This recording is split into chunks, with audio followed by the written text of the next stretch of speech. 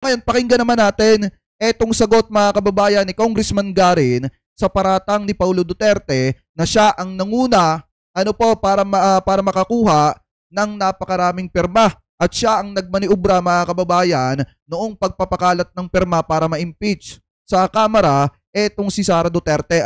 So ngayon ipagpatuloy pa natin.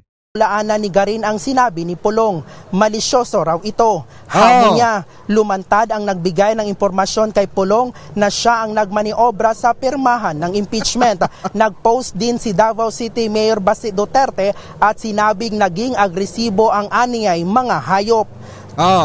Tinagpa niya ang mga pangalan ni na House Speaker Martin Romualdez at Pangulong Bongbong Marcos.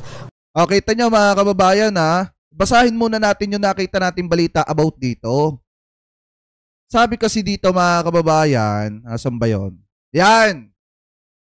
Sabi dito mga kababayan,